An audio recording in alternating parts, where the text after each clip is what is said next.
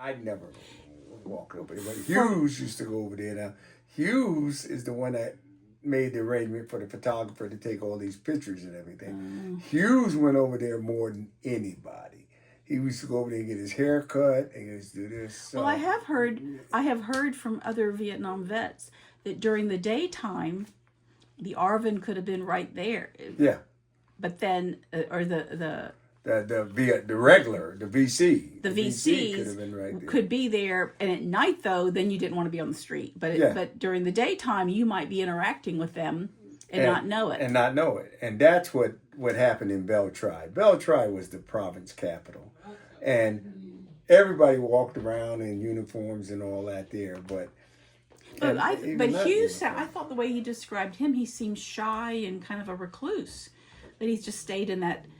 With us in the war, he didn't want anything to do with the war. Oh. He didn't. So with us, no, we talked and everything else, but he felt more comfortable. He didn't feel comfortable with the around village. us because our guys, when we were sitting around there drinking beer, playing cards, all that, he didn't, and he wasn't war. He was anti-war. Hughes was definitely anti-war, but as the time went on, it, like everybody else, it grew on him. Hughes, when you read his writings and everything, you'll see in the very beginning, he was trying to get out of Vietnam with the glasses, and he went to see the doctor that he couldn't see. He didn't have no glasses. He couldn't be out in the field in combat and all that. And they told him in basic training, don't worry, you wouldn't be going to the field because your vision's bad. And his mother wrote letters to Westmoreland and all of that, and trying to get her son out of the field, and he was all for it. And then, but as time went on, he became one of the best fighters we had.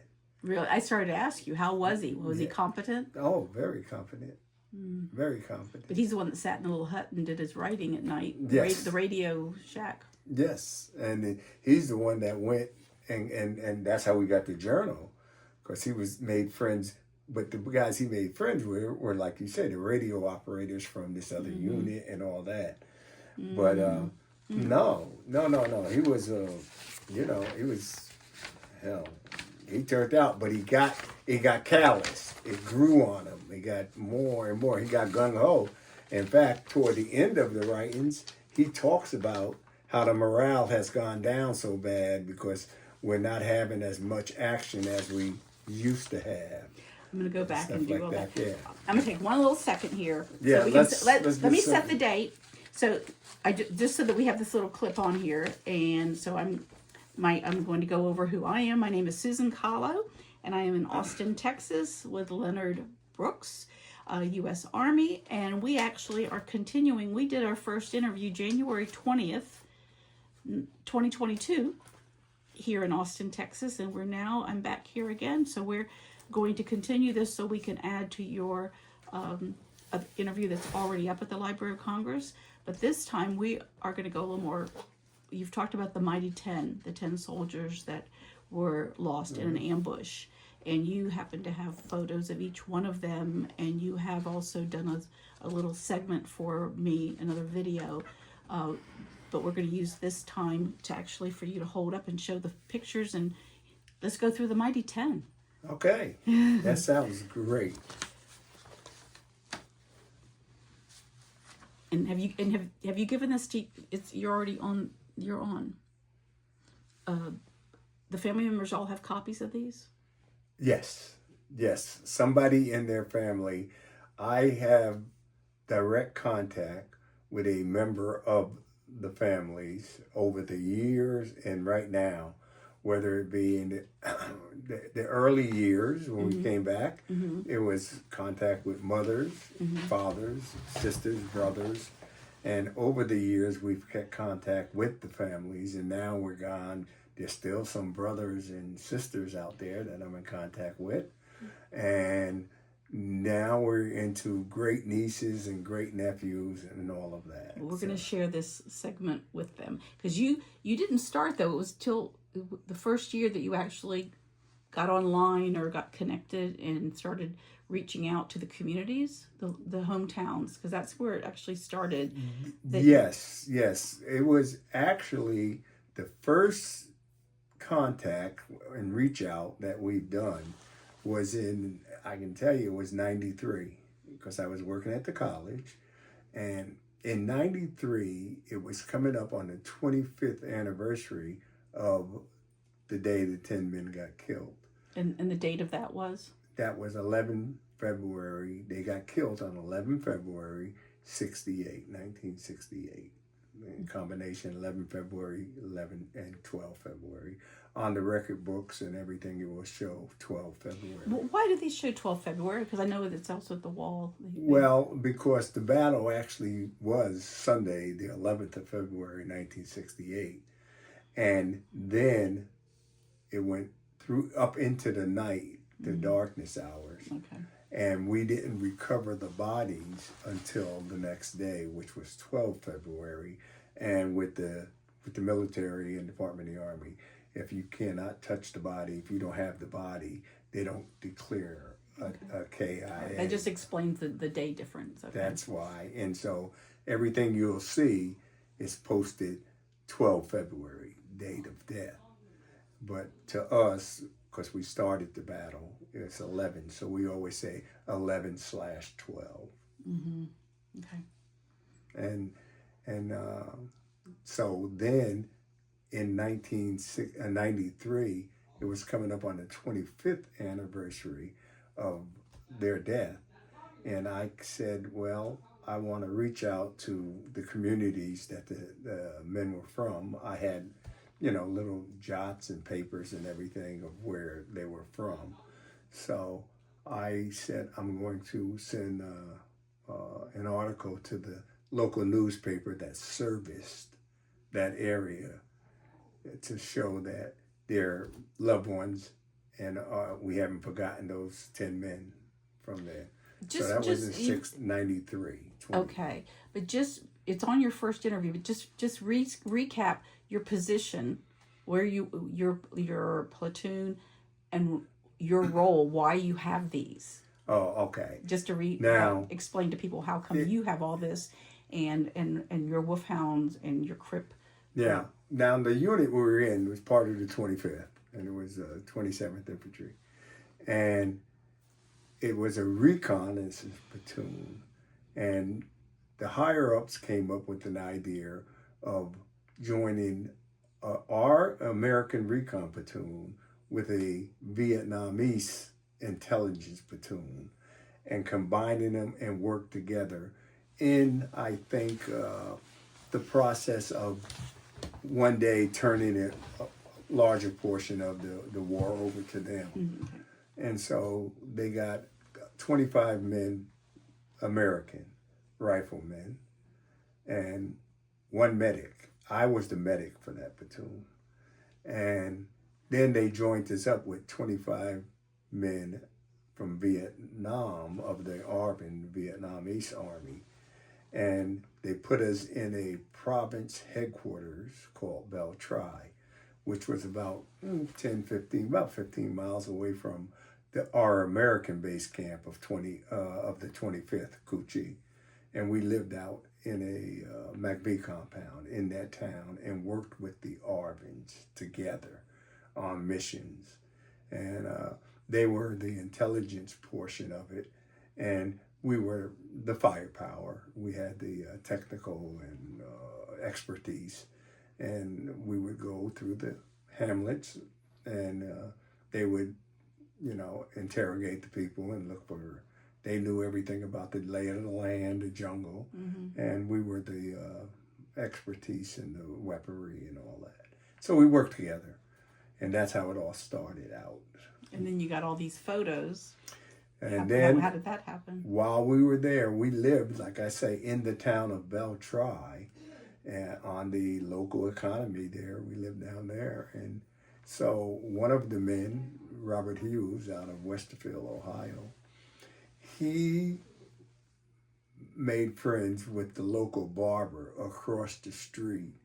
And he used to go over and get his hair cut across the street from the compound we lived in. and he met a local photographer, Vietnamese photographer, and he arranged for the photographer to take pictures of the platoon, individual pictures of platoon. He came back and told us about it, and one day we lined up and went over, and this was a professional photographer, a Vietnamese guy, and he took pictures of everybody, individual pictures, like high school yearbook pictures. And then once they were developed, we got them back. Now, me being a medic, I had all the plastics to keep my medical supplies dry. So the guys would give me the pictures until we had the chance to go back to our base camp, and they could send them home and all that. So as I got a picture, I took one of everybody and kind of kept it for myself. On the back, I would write the name, Youngblood, Louisiana, Hughes, Ohio, not knowing that years later, these pictures are going to be very, very helpful to us linking up with the families and everything else. So that's how we got the pictures. And over the years at the reunion, I'm the only one with a complete set of all the pictures that day. Nobody else seems to. They have their own individual. Some of them don't even have the one of themselves. They don't know what happened to it over the years. So I kept mine, and they came in handy because this was linked up. Then in '93, on the 25th anniversary of the ambush, that's when I decided to send a memorial to the local newspaper that serviced the area where these 10 men were from. Okay, that explains. That brings us up to why now the family members that you've been in touch and hearing from people, because you were able to locate them due to the hometown and the photo, but you didn't have an exact address. You didn't have those details. Okay, so and now you've got all the pictures, so we hope that we can see them. Yeah, sure. Well, we can go through them. No certain order. I can tell you about them, though, as I show it. And this is Charlie Youngblood. Okay, now Charlie Youngblood was from Shreveport, Louisiana, and he was one of the senior in age of the platoon because he had graduated from LSU before he came in the Army. So that day of the ambush, Charlie Youngblood was one of our squad leaders who got killed that day. Okay, great guy. We all looked up to him. He was senior. We looked up to him for wisdom and everything else. Great guy, Charlie Youngblood. Great. Okay. Now, the next one I'm going to show you would be, let me get through my papers here and grab one. Do I have these things here? This is somebody. Oh, her. You need to keep Okay, them in no. order. Let's go this way. I'll get to them. Okay. Okay. This young hero here is Ralph Peters. Ralph Peters is from Boonville, Kentucky. And we've had the honor and privilege of visiting up with Ralph's family on a couple of occasions. The first time I met with some members of Ralph's family, was after I put the initial article in the local paper there in '93. Later that year, couple of his sisters came down to San Antonio, in the area I live here in Texas, and I linked up with them, and that was '93. And then over the years, I kept contact with them. Then about 3 years ago, we had a reunion up in Lexington, Kentucky, and I got to meet with those sisters again, and two of the brothers, and a handful of nieces and nephews, and wonderful time. And that's Ralph Peters, right? Boonville, Kentucky. Great. All right, and after Ralph, we're going to go on to, let's see who I have here next. Okay. Let's go with, this is Lieutenant Michael Embody. And Lieutenant Embody is from Canova Park, California. And Lieutenant Embody, he had only been with us about 5 weeks prior to him getting killed in February. He came to the platoon in January of '68. So he was one of we didn't spend much time with him, but I can tell you from what we saw of him, the few weeks he was with us, remarkable traits of a good leader. And without a doubt, I'm sure he would have been on to be a very, very, very fine Army officer in his career. Michael Embody. Michael Embody. I am in contact with LT Embody's next door neighbors. Okay, he grew up with the Kaufmans is the last of their name, and they contacted me over the years, and we still, in fact, I just got a Christmas card from one of the sons a couple of days ago, and we keep in contact there. Okay. The next one is going to be Robbie Nix. Robbie Nix is from Dangerville, Texas. Now, Nix was with us probably about 4 or 5 months before he got killed in the ambush in February. Nix was quiet guy, friendly with everybody, heck of a great soldier. And Nix I had said there was only one of the 10 that got killed was married. However, Robbie was married. And afterwards, I did get a hold of Robbie's brothers up in Dangerville, and we've exchanged phone calls. And I haven't got up to meet them personally, but I do have phone contacts with Robbie Nix. Nix was, once again, had the markings of a very fine soldier.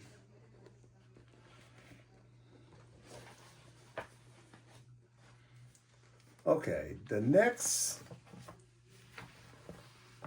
hero of ours is Gerald Tucker. Gerald Tucker is from Upper Dearborn Heights, Michigan, I believe it is. I know it's Michigan. I think it's Upper Dearborn because he would always say, I would say Dearborn, and he would always correct us and say it's Upper Dearborn. So, yeah, Gerald was with us for a good while. He was probably with us 6 or 7 months, maybe at the most.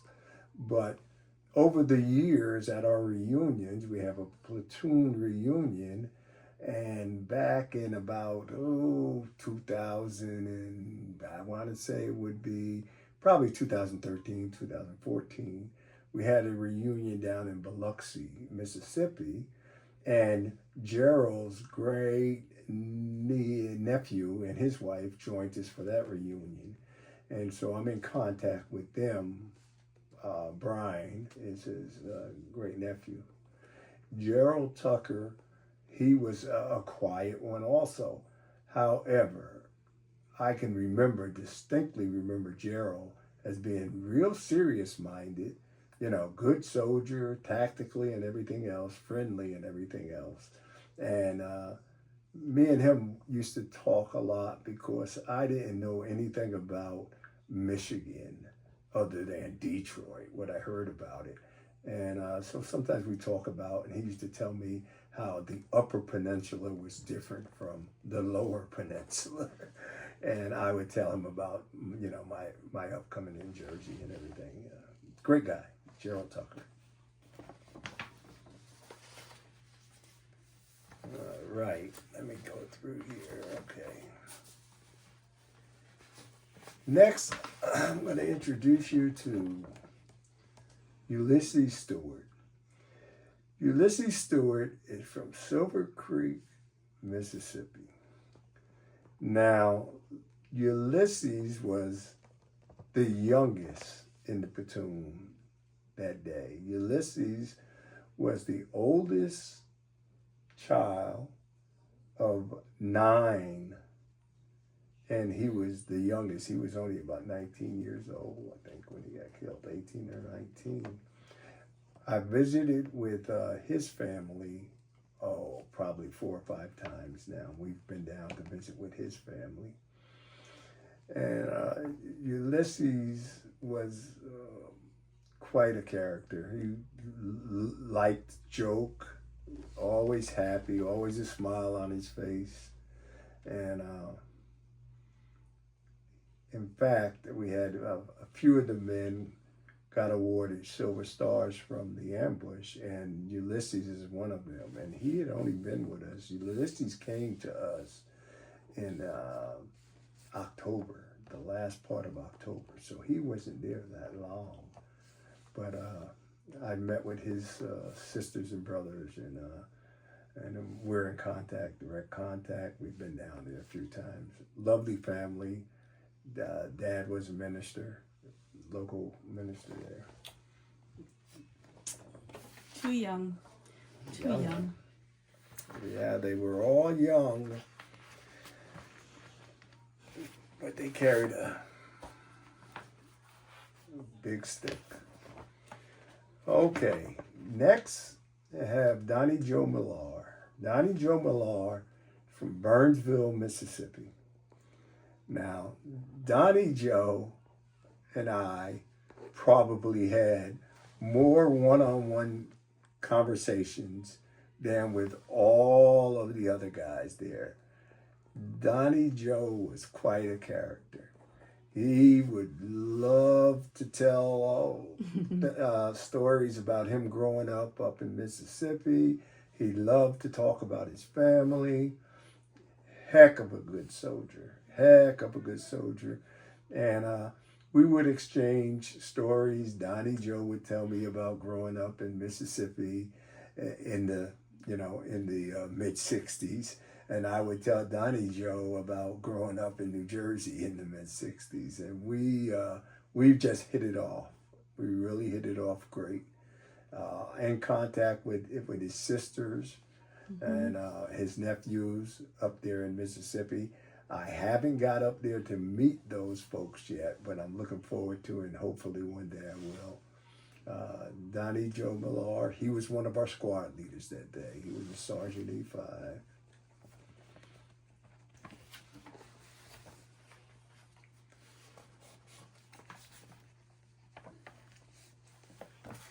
Now, this is Sergeant Bruce Howater. Sergeant Bruce Howater is from Canton, Illinois. Now, you'll notice his photo is a little bit different from the others, the portrait photos.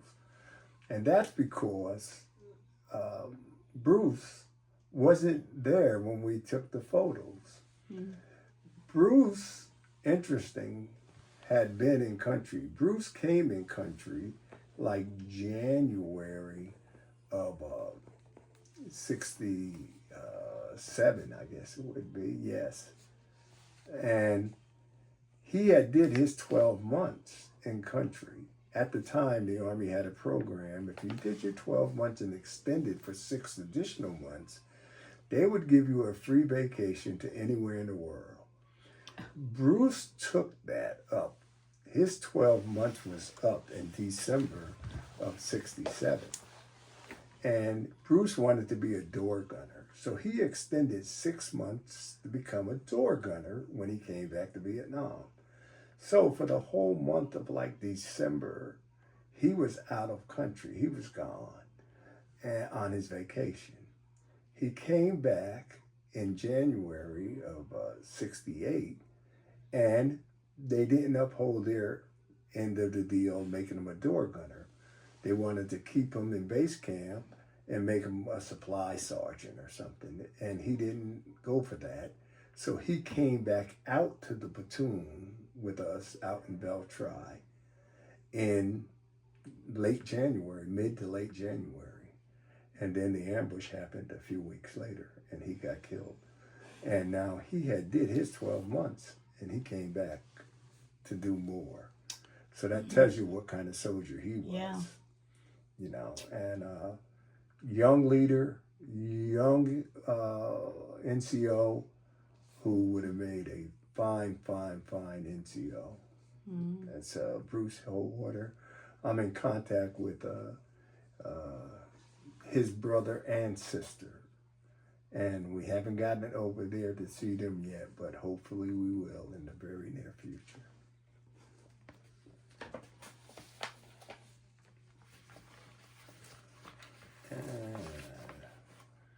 Got a couple more here, yeah. Okay. This next hero we have is William Joyner. Joyner from Fairburn, Georgia. Okay. Joyner was a terrific guy. Terrific guy. Always kept to himself. Friends with everybody. Loved his family. Talked about his family. Earlier I mentioned about how Nix was married. Well, Joyner was also married. Now, we called him Frank Joyner. Okay. Now, in 2010, we had a reunion in Atlanta, in Fairburns, a little bit 30, 40 miles south of Atlanta, I guess it is.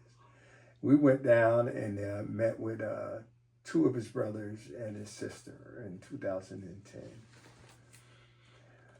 Joyner was, once again, great guy. I'm in contact with one brother, and his sister passed, and both brothers, I'm still in contact with them.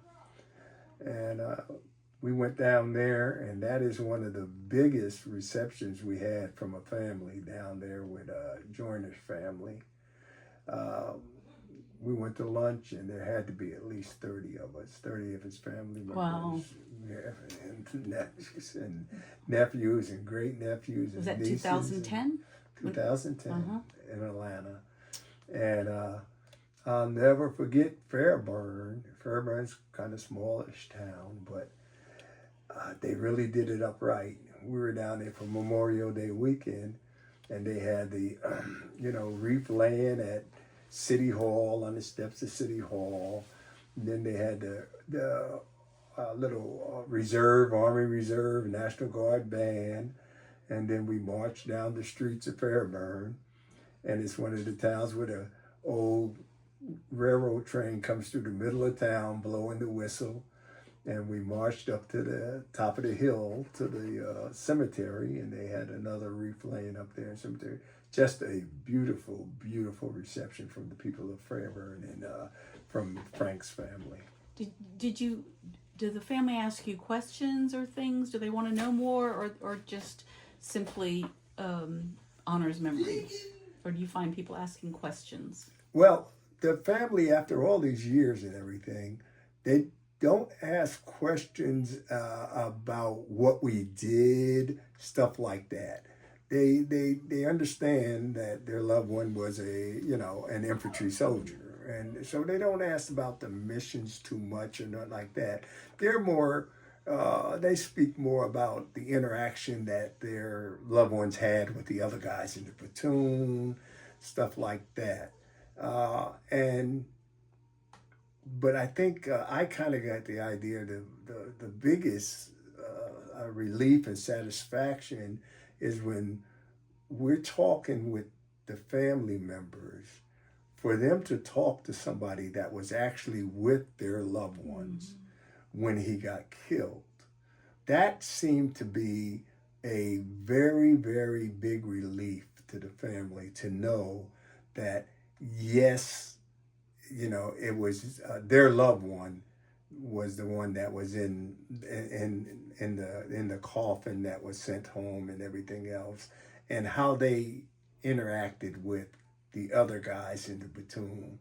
So, some of them will ask a few questions, but very few ask about as far as missions and everything like that, because I think they have an understanding of the mission of the infantryman and all that. But did many of them write letters before, up until that happened, or, uh, you know, did you find that they, had correspondence going on, and then?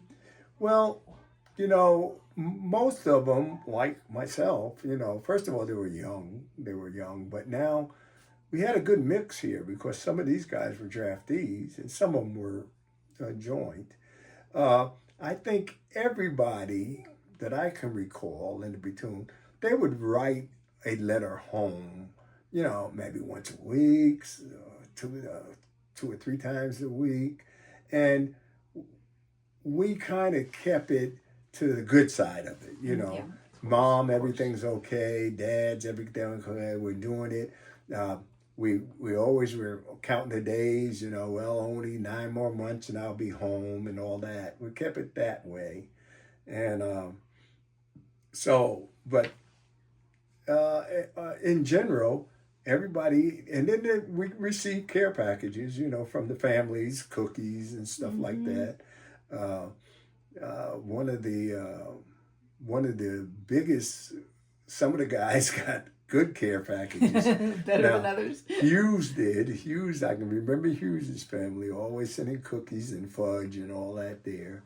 And there was 2 or 3 others, families that sent, and we all benefited from that. So, they tried to keep it real, everything's okay, I'm okay. And they didn't ask too many questions about the mission or nothing. 1 or 2 did now. Some of the brothers that we met who had been in the military, and that's the next thing. That was what I was going to ask you. Yes, a lot of the family members had been there. I was thinking about Ralph Peters. Ralph Peters, when he got killed, had 2 other family members in Vietnam when he got killed. So, and so, yeah. But it was great meeting the families. I got one more here. Yep, I know. And that will be It's one of Robert Hughes. Okay, Robert Hughes is from Westerfield, Ohio. And he says, he always used to say it's a suburb of Columbus because he talked about Columbus, Ohio. But I think that him and the family had lived in Michigan for a while also. But when he was with us, he talked about Ohio and he talked about Ohio State football. But Robert Hughes was the one, first of all, who's responsible for us having these photos. That's the one that met the local barber and the local photographer across the street. Hughes was the kind of guy that, you hear the old cliche about there's no enemies. This person has no enemies, nothing but friends. And Hughes was that kind of guy. Hughes also spoke about his family all the time. I think his father was like a scoutmaster.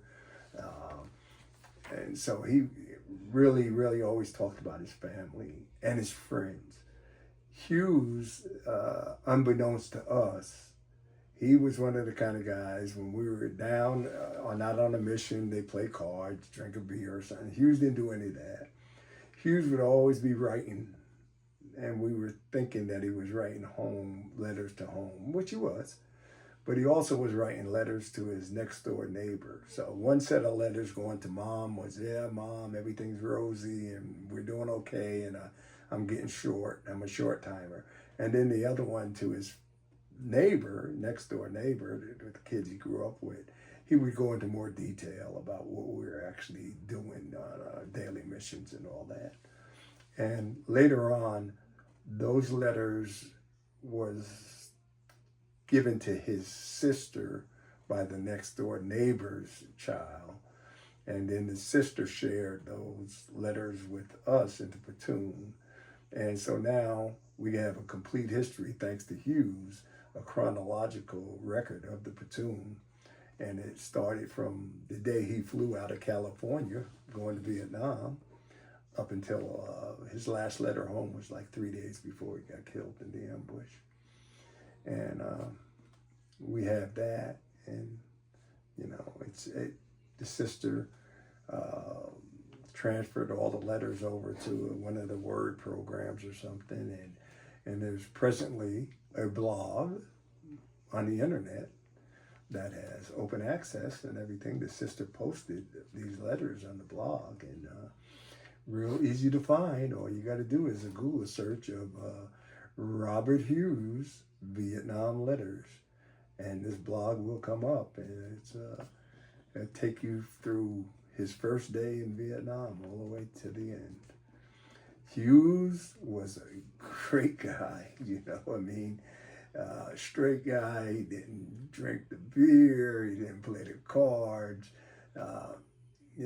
smart, very smart, and he was into what he called, something I didn't know from the East Coast. They said it was slot car racing, and I guess it's race cars or model race cars or something. And then he used to get the magazines from home, track racing and all that there. Said he used to go to a lot of drag races up in Ohio, and he always talked about how he was going to get this fast race car once he got back to the States. Robert Hughes. Now, he, of the 10 men of the mighty 10, Robert is the only one that's buried in Arlington National Cemetery. So every time we go to D.C., we always have a nice visit with Robert's gravesite. And another just great thing to us, where Robert's gravesite is, it's right down the hill, right across, probably within 30 yards of the eternal flame of President Kennedy's gravesite. So we always say that Bobby Hughes is guardian of President's gravesite. Yeah. Wow. Now his sister has attended one of the reunions. We were out in California one year in 2011. We were out in Sacramento, and his sister joined us for one. So we had the pleasure and honor of meeting her. Did most of them get medals? I mean, they all got Purple Hearts, of course, but of the 10,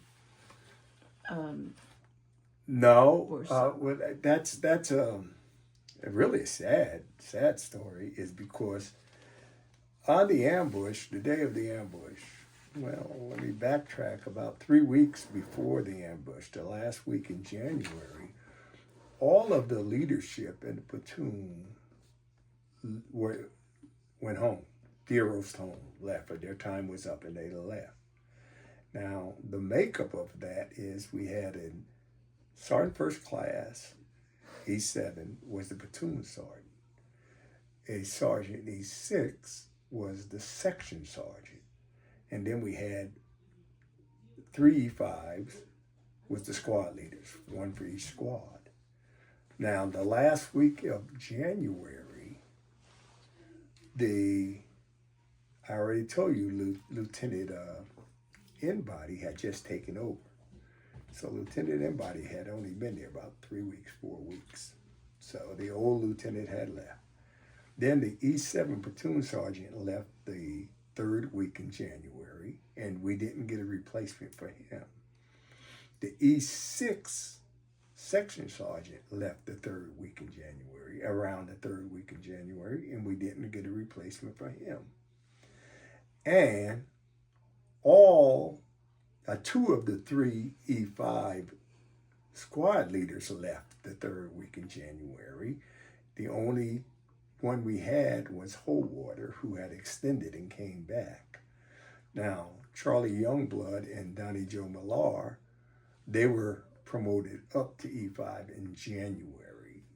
And so we went on the ambush with a brand new lieutenant who had only been there about 3-4 weeks, and no platoon sergeant, no section sergeant, and the 3 squad leaders got killed.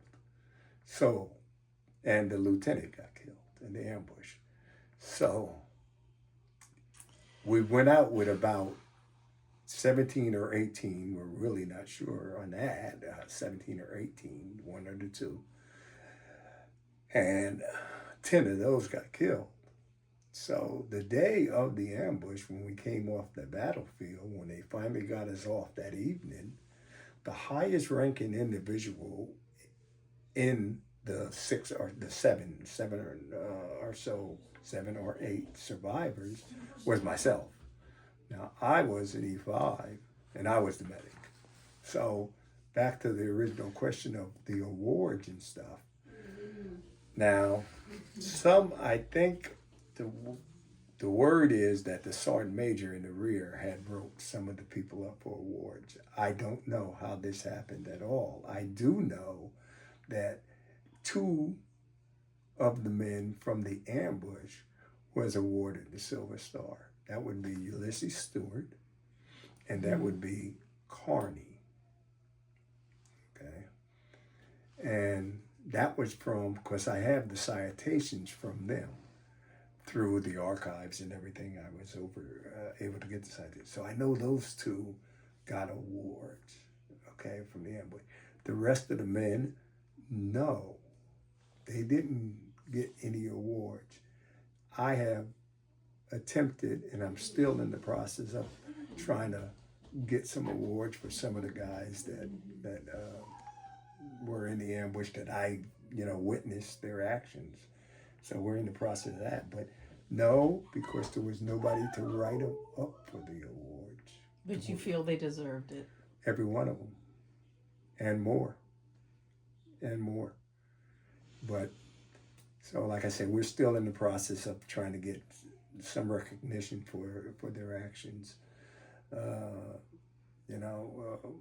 And keep the documentation. It doesn't happen often, but it has happened that as a result of some of these interviews that a congressman has heard and paid attention and made arrangements to get the awards through. So we're working it out, and we're going to keep doing it. We're going to keep sending them, keep resubmitting them, keep knocking on doors and making it known, because,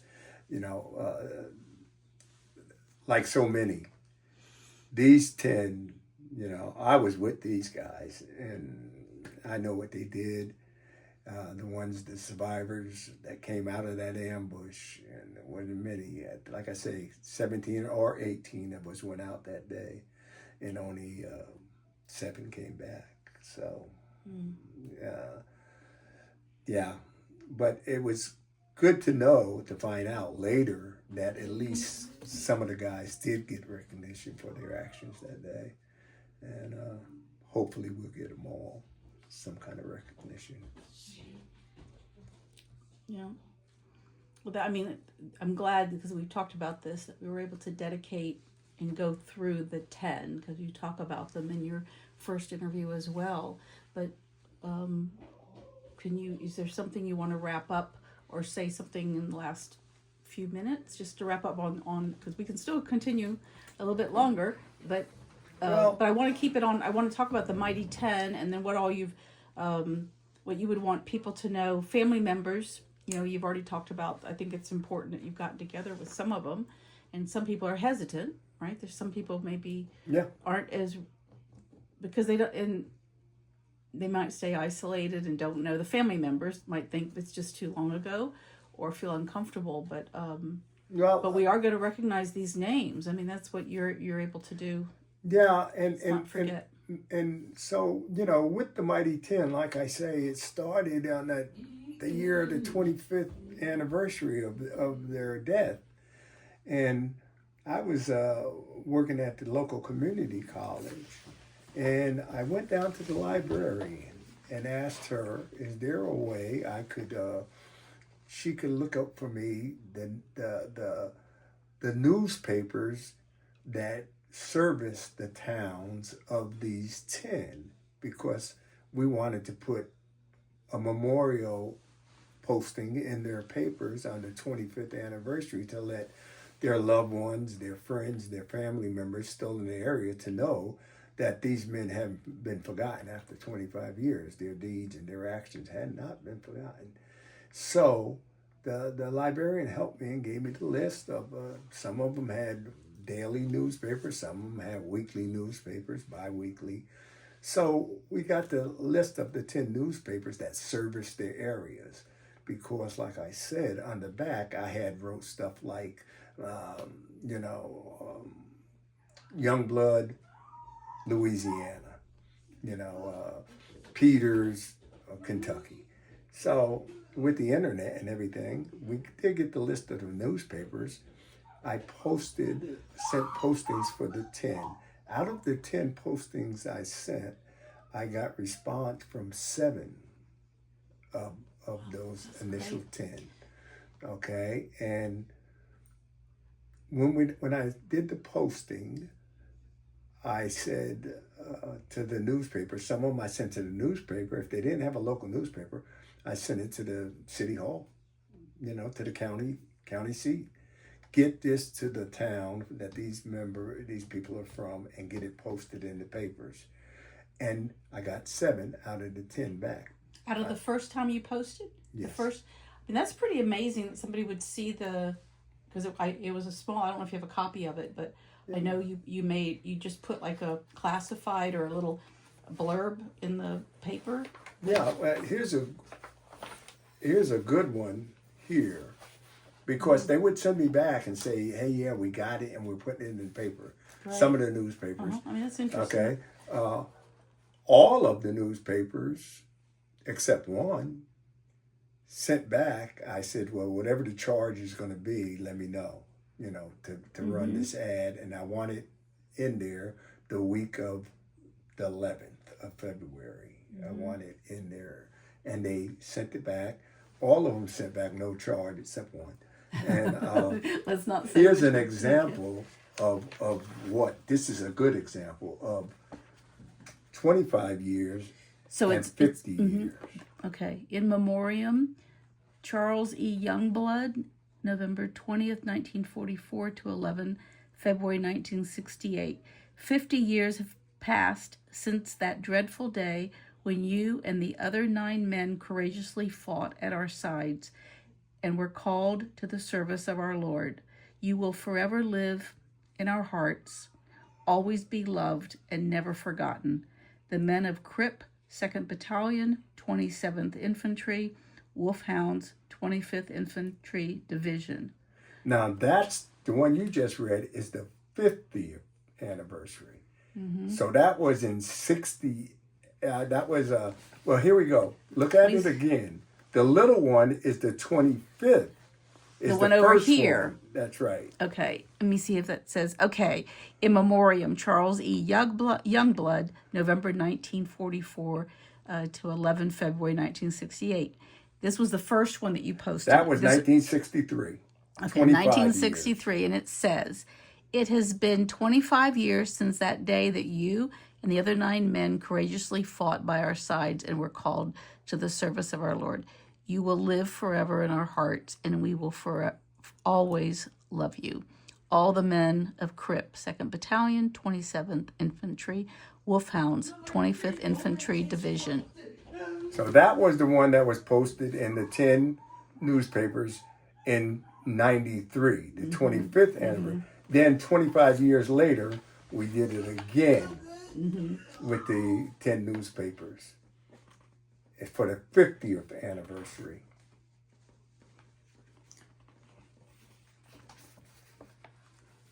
No, but So, and then, we did that for every one of the 10. First time around in the 25th anniversary, I got 7 responses back. Okay, and the 50th anniversary, I can't remember how many responses I got, but I think I got 9 responses back the 50th time around, something like that.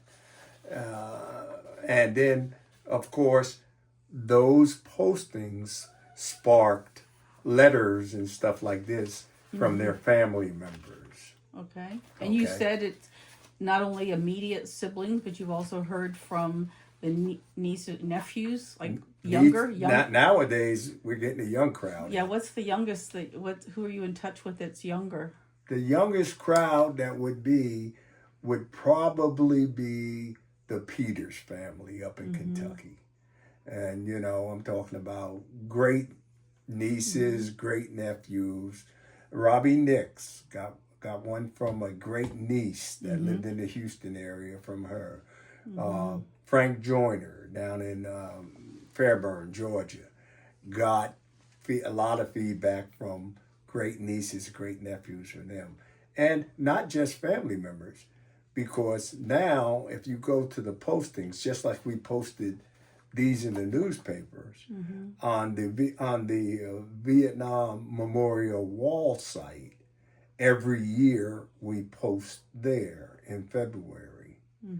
And even that has got feedback from friends and stuff of them when they see that.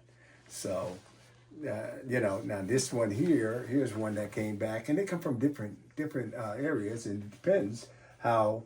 This is Donnie Joe Millard. This is the 50th, and you can see this was like front page news in his town with the picture and all.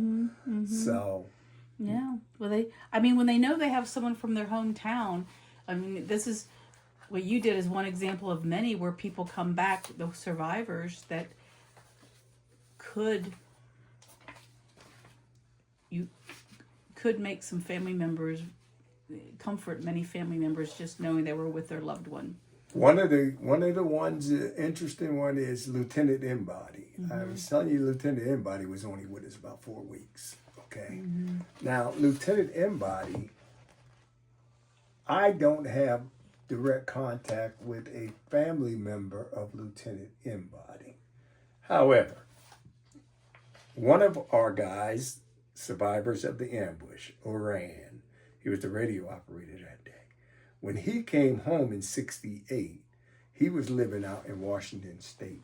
He came home in 68. He went down to California and met with Classie Oran, met with Lieutenant Embody's family. And Lieutenant Embody was only with us about 4 weeks. Okay. Because of that meeting, there was same thing. Next door neighbors, high school guys that went to school with LT Embody. They get a hold of Oran. And then the postings that we put on the wall site, they got a hold of me. Now, these are their last name. That family name is Kaufman. There was 2 brothers. One lives in California now, and one lives in New York State. So they contacted me from a posting that we put on the wall site every year. And the one in California, the father and the son in California, they, always take care of LT's gravesite. They go down and clean it up every year and everything else. So I had contact with them, and I just got a Christmas card from the one in New York that I've been getting Christmas cards with from the last 20 years. Yeah. So even though I haven't had contact with a direct family member of LT, Oran did, because he went home, he went to visit him. So Oran met the mother, father, and all of that. And even the Kaufman boys, they send me the cards, they're in contact with one of LT Embody's brothers or something. And they it just shows you don't want them forgotten. If there's not... I would like you to maybe wrap it up, but about your daughter reading the names in Washington. That's my oldest daughter. My oldest daughter, Sylvia, and a very, very dear friend of mine named Nancy Glass. Nancy Glass, I came to here in Austin, I live. Came here in '88 after I got out of the Army. And Nancy Glass was a dean at one of the campuses for the community college. I put in for a job down there in the security department of the campus police, and Nancy hired me. Okay, and so I've known Nancy for 39 years now, something like that there. Okay, but anyway, Nancy and my oldest daughter, Sylvia, they read the names on the wall in D.C. I want to say it's every 20 years or so. They read every name. They'll start like Tuesday in the week and around the clock, read every name. Somebody will come up and read the names, and you can volunteer to read the names.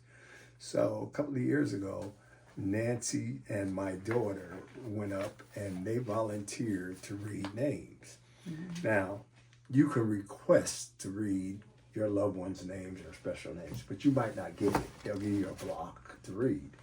So anyway, they went up, and the Mighty 10, they're on panel 39 East, and they're listed from line 1 to line 14. In between, all 10 of their names are there on 39 East. So my daughter and Nancy requested to read 39 East. Well, they had half of 39 East. They were assigned to read, and then someone else had the other half. But they talked to the other person and explained to them. And so they switched. So my daughter and Nancy got to read all 10 of the names on 39 East. It's really nice. You know, it's really nice. And that is a highlight. And I'll go ahead and also say that my daughter, Sylvia, went back about a month later visiting friends in Washington, D.C. area. And one morning, doing her walk, she went over to the wall to see it at sunlight to take some pictures. And they were washing the wall. A lot of people don't know, like every 30 days or so, they got volunteers come out and wash the wall and everything. Sylvia seen them washing the wall and asked them what they were doing because she joined them, and they said, sure.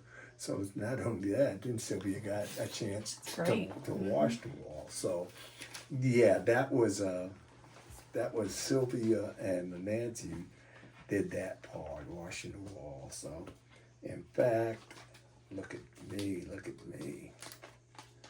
Here's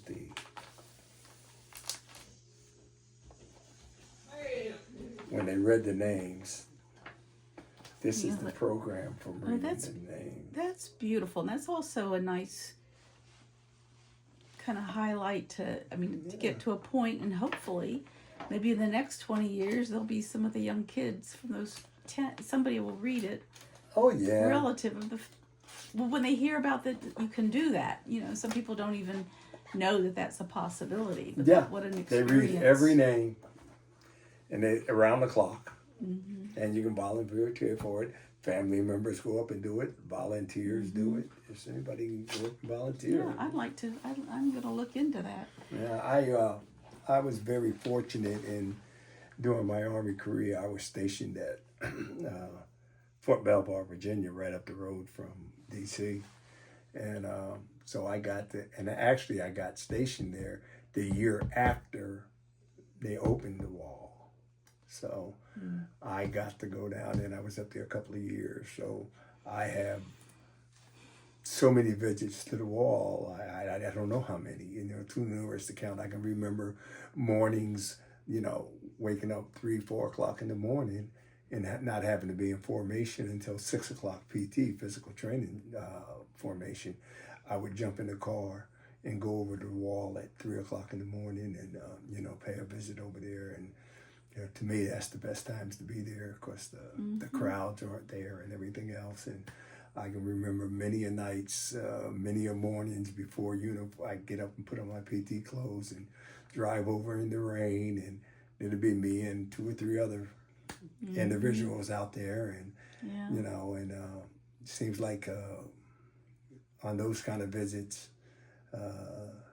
we can communicate with each other. Me and those names on the wall, it seems like we got a direct line of communication. That's what I was going to ask. What does it feel like when you're... Do you lose that feeling, or is it every time you went there? How do you feel? To this day, like I said, I've been there quite a few times. I cannot remember how many times I've been because I was stationed there. But to this day, every time I go, how that first step is a little bit down. Mm-hmm. And as soon as I step in, a chill runs through my body. Mm-hmm. To this day, a chill runs through my body. When I used to go up there at night and mornings and sit there by myself when the crowds aren't there, it's this inner feeling that we're talking to each other, we're communicating with each other. When you put your hand on that wall, you can feel them, and hopefully they can feel me, and understand how grateful and thankful we are because of them. So, I mean, I love it. I go on a regular day when the crowds are there and everything, but it's a different feeling when you're there and you're kind of one-on-one with them, and this is every time I've been, and I tell you, I've been dozens of times. Every time I've been, that first step down, a chill runs through my body. If it's one of these 2-3 o'clock in the morning visits and you're there, you can really sit there with some thoughts, and you reach out, and it's almost like you can touch them. You can reach out and touch them, and they can reach out and touch you, and you want this thing, and I get the same thing when I'm with one of their family members on one of our trips or something. When we sit down and talk, it's I can almost see myself talking with these guys. And like, I was the medic. I talked to everyone in that platoon every day. I had contact with everyone every day through my normal duties of being the medic, checking how they're doing and everything. So it's and I live with this feeling that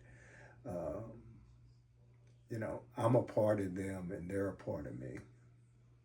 And not only the Mighty 10, but especially the Mighty 10, but even the other members of the platoon. We get together, we have reunions, and we've always said that that experience that we went through over there, it made each of us a part of one another, and we're forever and ever and ever be a part of each other.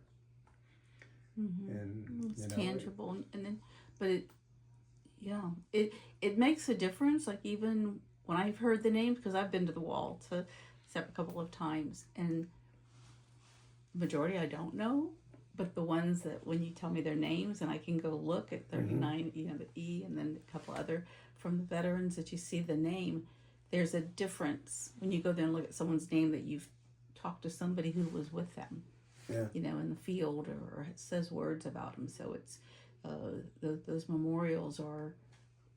I'll tell you one last interesting thing.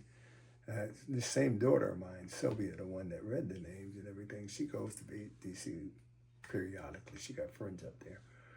She was up there on a trip, and she always goes to visit 39 East. And she was standing there, and there was a couple, a gentleman and his wife, were standing in front of her, getting an etching of the names off of 39 East. So Sylvia was standing behind them, waiting her turn to go up and touch the wall and see the names. And so the husband steps back to the wife, the man steps back to the woman, and says, "Oh, I got a good picture. Yeah, I got a good etching of Hughes' name." Sylvia hears this, and she knows all the Mighty 10 growing up in this household. She knows them. She hears them, and she says, "Excuse me, did you just say you did an etching of someone named Hughes?" She said, "Yeah." The guy said, "Yeah." And the guy says, "Why? Did you know?" She says, "Well, I've been here a lot of times. Is it possible there's more than one Hughes on the wall there?" And he said, "Well, I don't know, but this is Robert Hughes." So my daughter says, "Wait a minute, my dad served with a soldier who got killed in Vietnam named Robert Hughes." And the guy says, "No way." He says, "No way." And she says, "What line was he on?" Because Sylvia's thinking there could be more than one Robert Hughes up there. And they start talking, and now Sylvia knows these names, And the guy says, "What?" And she said, "Yeah." So Sylvia calls me at that moment and says, "Daddy, guess what?" I says, "I'm standing here in front of 39 East with a gentleman who says he knew Robert Hughes. He grew up in Westerfield, Ohio with a Robert Hughes, and he lived 4 doors from Hughes." Wow. I said, "Put him on." And we're talking. And so this gentleman grew up there with Hughes, knew the Hughes family. He's a few years younger than Hughes. He said his older brother used to hang with Hughes. and he grew up 4 houses away from Hughes. So we exchanged names. Because they and were numbers standing and all there that. at the same moment.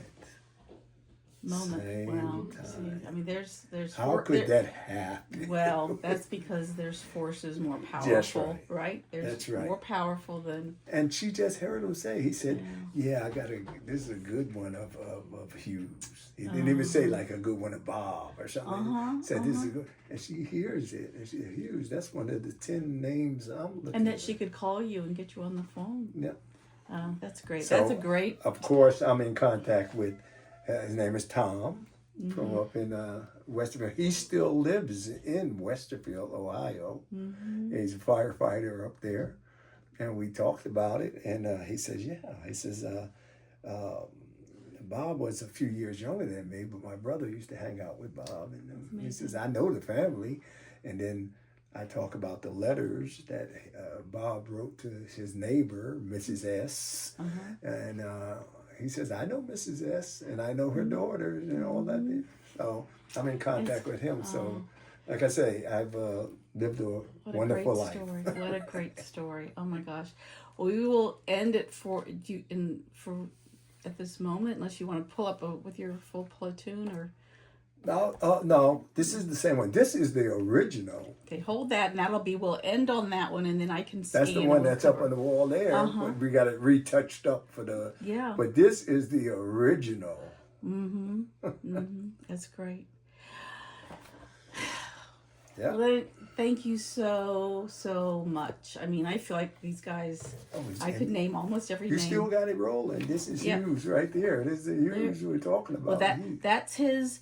That is the journal that he wrote up until a couple of days before the ambush. It's online. I have looked at it. I'm gonna make it for your record. I know the sister wants it just on the blog, but that's not going to stay up for long, and there's not much story around it. You know, they don't know all the circumstances. No. And this is one that we posted here. That's not the journal. That's a response to Pat finding out. And she had contacted me, and she talks about how she wished Mom and Dad were still alive, you know. She wrote this letter. Did she write this? No, I wrote that letter. Based on your conversations with her? No, before her. I just posted it on a website, on a okay. Wolfhound website. Okay. Oh. Okay. We need to make a copy of this. Yeah. Yeah, thank you. Okay, I'm gonna end it. Yeah.